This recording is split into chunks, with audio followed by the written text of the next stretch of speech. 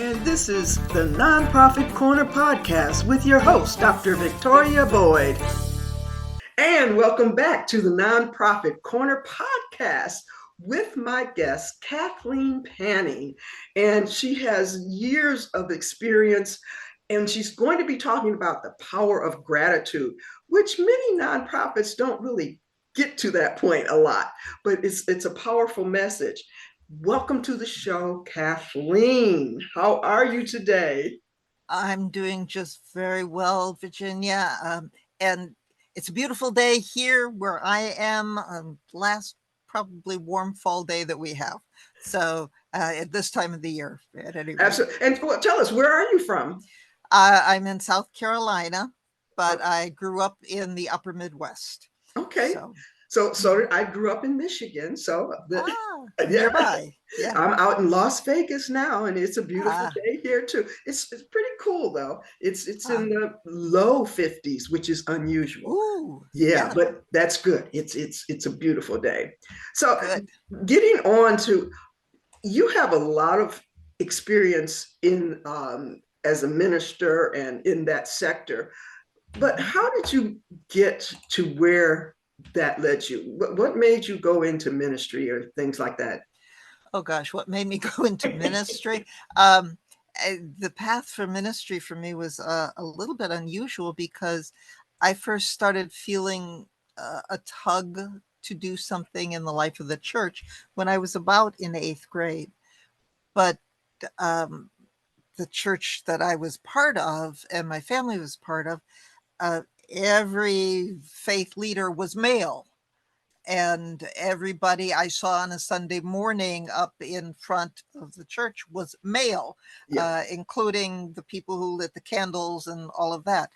And so there was no place for me there. And the roles that I knew of that were acceptable for women just didn't feel right. okay. It wasn't that they were bad roles, but it was kind of like a pair of shoes that just didn't fit. you know, and you knew you'd be very uncomfortable walking in them for very long. So I just had to kind of put all of that on the shelf. Hmm. When I was in college, actually, the first few weeks of college, I went to a church related school. And this was in the early to early 1970s, so I'm giving my age away a little bit here. uh, the, um, the there was a in the freshman welcome package, there was a religious preference card, and we were asked to fill that out and give it to the take it to the campus pastor's office. And I was a dutiful little freshman, so I filled it out and trotted myself down to the campus pastor's office and handed it to the secretary and was ready to go out the door. And she said, "Oh, wait, pastor would like to meet, always likes to meet the new students." And I peered in the door, and here was this gentleman behind what looked like a big desk in a fairly good sized office. It seemed to be very studiously busy, and I thought, nah, I don't want to bother him. And so at that point, he looked up and kind of motioned me to come in. So I went in and sat down, and it was a typical kind of conversation. Who are you? Where are you from? What are you going to major in? Well, I started at the top of the alphabet with A and was working my way through the alphabet as to what was available at that school, and said religion for R along the way. And he immediately stopped me and asked, "Have you ever thought about becoming a pastor?" I looked at him, felt totally dumbfounded with the question, because I was thinking, can women even go to seminary, much less be a pastor? And so I asked him, could I do that? And it turns out that a few months before that conversation, the very first woman in the denomination I'm part of was ordained. Okay. They had changed the rules to allow women to be pastors um, earlier that year, and the very first woman was ordained. And a few months later, a second one was.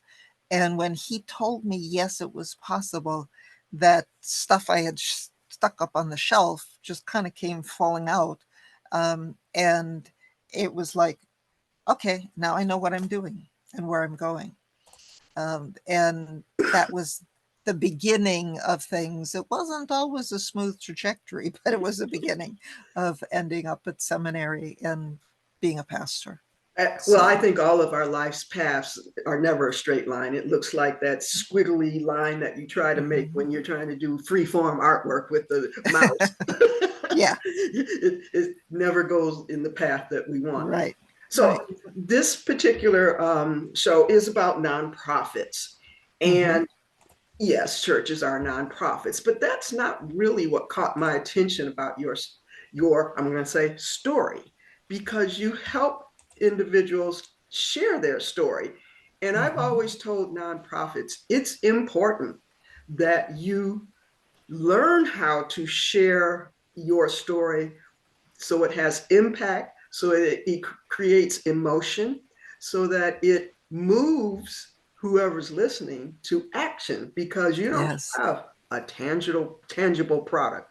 All you have is a feeling, a thought, an idea, and you have to share it through your story. right, So right. in your data, what you're doing now, because you are retired, but you Mm-hmm. work with women in faith leadership and help them own and share their story. So, what do you really mean by that, and what does that look like?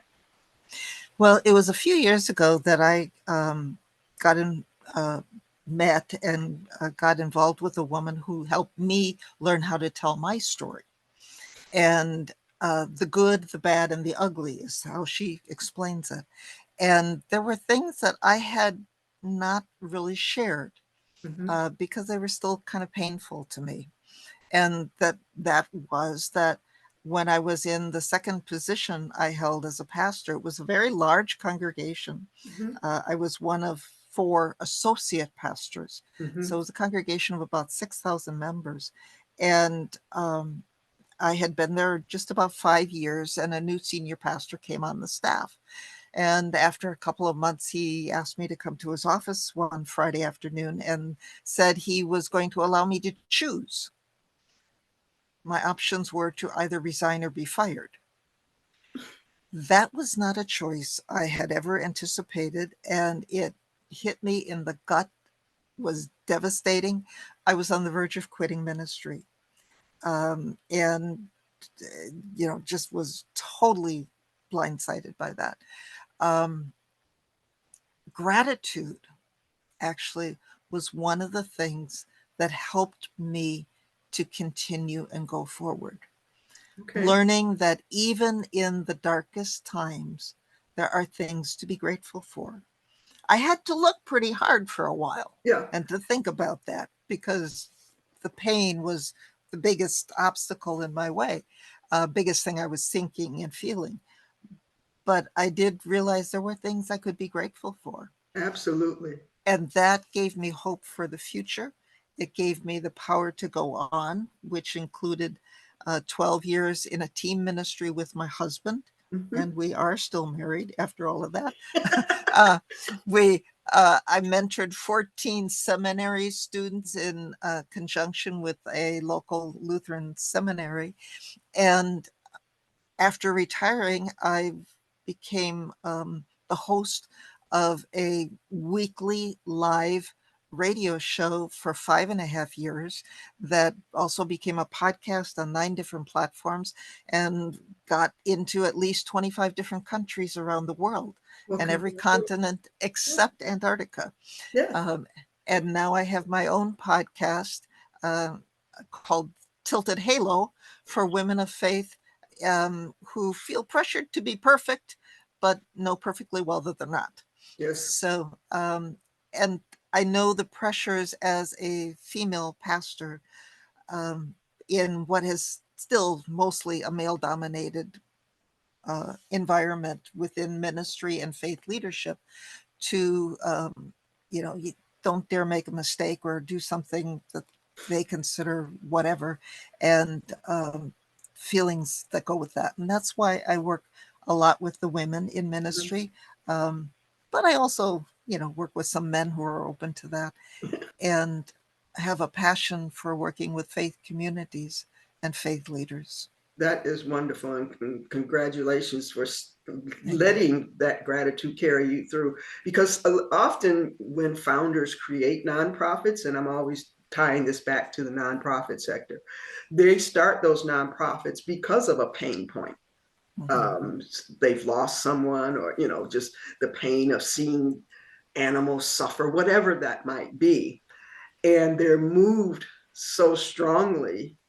And I see that as that desire, that push in them is their way of giving back. Also, it's a form of gratitude that, Yeah. they're willing to share that gratitude.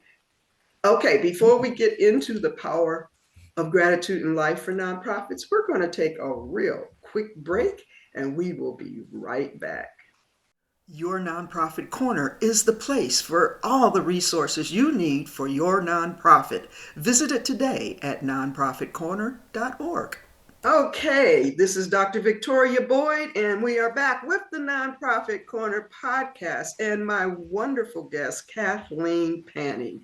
We were talking about her journey and how women aren't really represented as much as they can be, and how she helps women tell their story. And I equated that to nonprofits telling their story.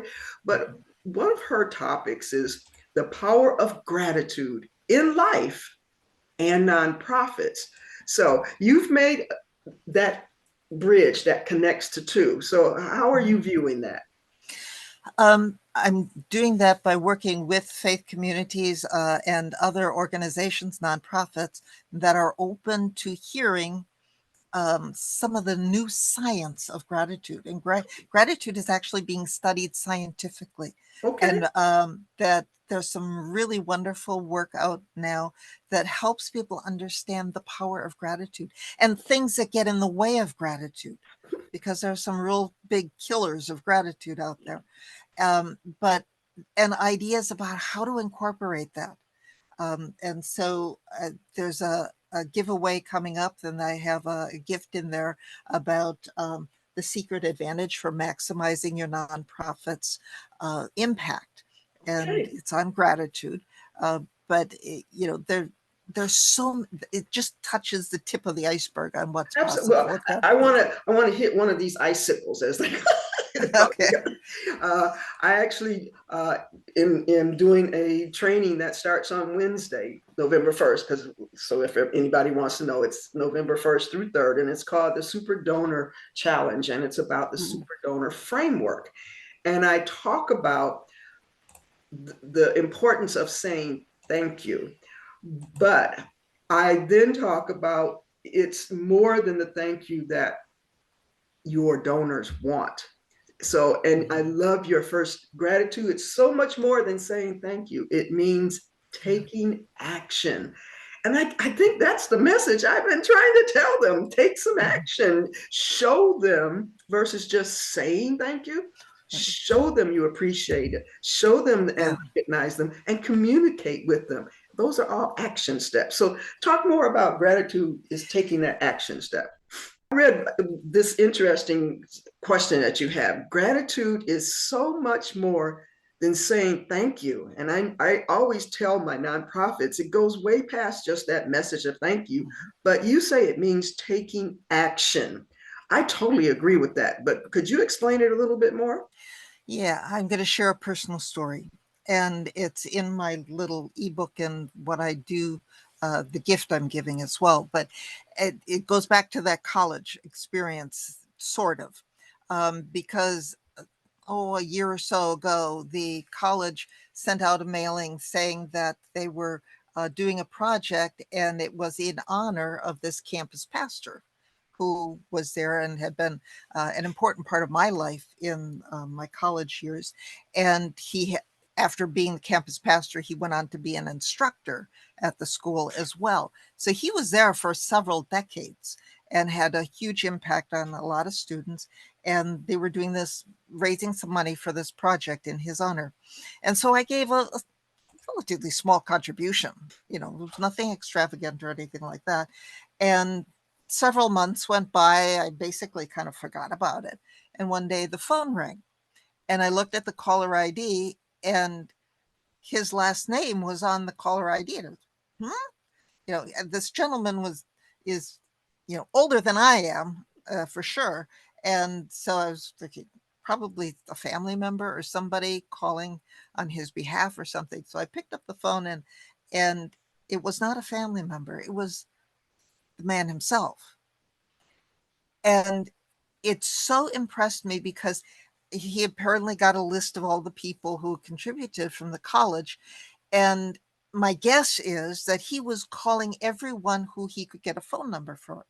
Wow. Yeah. And it floored me to have him do that. And I don't know that he had any idea how much I gave or whatever, but that personal touch got me thinking about the power of a personal call, a personal touch.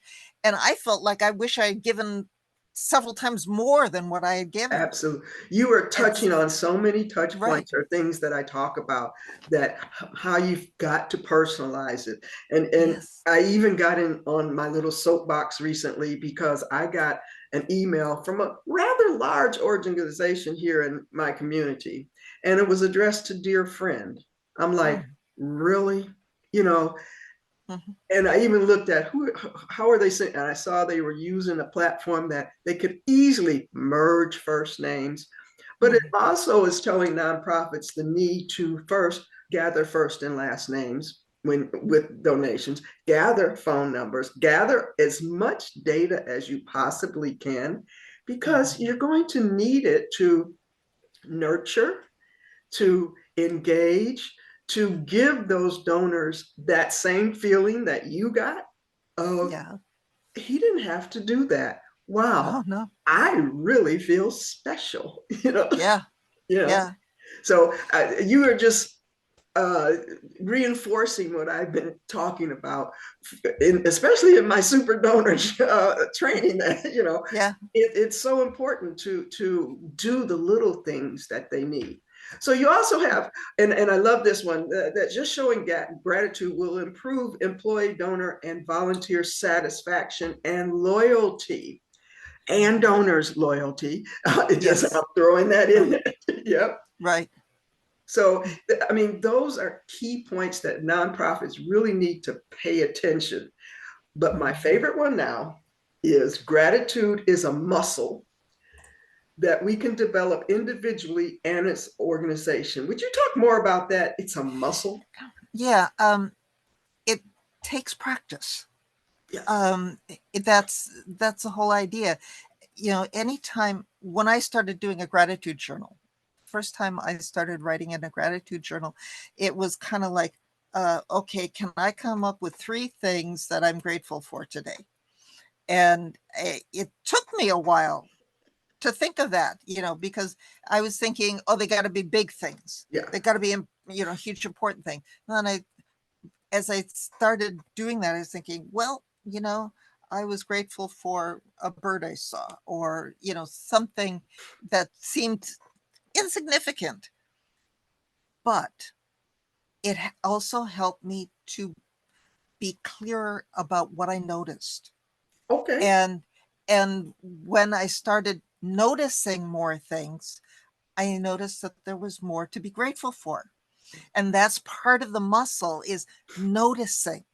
Okay. Noticing what people do.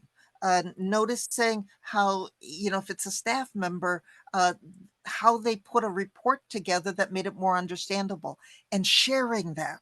Absolutely. So it's part of the noticing, it's part of the sharing, and building that ability to do those things, and to say thank you at the time. Yes. To say and be specific about what you're thanking somebody for. That's part of the muscle, and it takes practice to do that. Yeah, it takes practice, and your very first thing, action. It all of these are layered on top of each other, and it can become a plan and taught to your entire organization. That's why I'm glad you listed, all of the different component, or people in the, or employees, donors, volunteers, all of them can be guided into practicing building that gratitude muscle so that it benefits not only them, but also the organization. So we're talking all about this, and you keep talking, you mentioned you're dropping these little seeds about what you're giving away. And what we're talking about is the Effective Nonprofit Leaders Toolkit giveaway, which runs November 6th through the 26th. And this podcast will be published before then, I guarantee you. Yay. Yay. But it's a phenomenal event. I think it's really the first time that nonprofits like this, or nonprofit consultants and those service providers, have really come together in this type of platform. You see it a lot in the business, small business, entrepreneurial sector, where they're doing giving away lead magnets and all that. But we have some phenomenal consultants that have come on board. So how are you feeling about this whole giveaway? What does it mean to you? I think it's number one, like you said, to have something specific for this group of people. It is a wonderful idea and an opportunity for anybody in the nonprofit field, whether it's a civic organization or faith-based type thing. It doesn't matter. It's all nonprofit. And to get some real good tools and get to meet some people who can really help that nonprofit do more of what they're there for. Just having them on your radar, because Mary Hyland, who is the organizer of this entire event, we talked last week, and it was like, how often can you say that, oh, I met that professional, or I met that expert, or I know how to get in touch with that expert? And that many times you just do Google searches, and whoever pops up, you'll say, oh, I'll try them. But these have really distinguished themselves in the industry already, just like yourself. You have a long career, and what you bring to the table is truly important, because sometimes we forget to talk about gratitude. So I am so excited that you have come on today. Have any last words, any last strategies, insights? Well, number one, thank you for the opportunity. That's a big thing for me to say. But one of the other things is kind of touched on it in the last little bit, was gratitude in an organization has to start at the top. With the people who lead the organization, and to know that it's important and to do some of it themselves, because it's not a trickle down theory, but it's a matter of they set the example. And there are many other people kind of further down the food chain, if you will, who won't have the courage to do it if they don't see that as a cultural thing that's acceptable within the organization. It's creating that culture of gratitude, because I talk about a culture of philanthropy or philanthropic culture. You have to set the stage. Those at the top, I call it intentional leadership. What are you intentional about? Are you going to make gratitude a part of the values and core of who you are as an organization? And like you said, if it doesn't come from the board, executive director, the others will not feel as if they've been empowered to do that. So I'm glad you brought that up and made sure that our listeners hear that. Absolutely. So how can people reach you or find what you're doing in your... The best way to reach me is you can go to my podcast, which is called Tilt and Halo, and it's on all of the major podcast platforms. And you can reach me at my website, which is Kathleen A. Panning, and that's Kathleen is all spelled out. It's Kathleen Panning, and that's Peter P like in Peter Piper picking a peck, ANNING.com. That's the easiest way to reach me at that point, and to see some of the other things I'm doing. And come to the giveaway. Come. I'll have running banners on here telling them how to reach us, but we will talk again, I hope soon. It has I been hope a so. true pleasure having you on the Nonprofit Likewise. Corner podcast. And this has been another edition of the Nonprofit Corner podcast with your host, Dr. Victoria Boyd, and we will see you next time.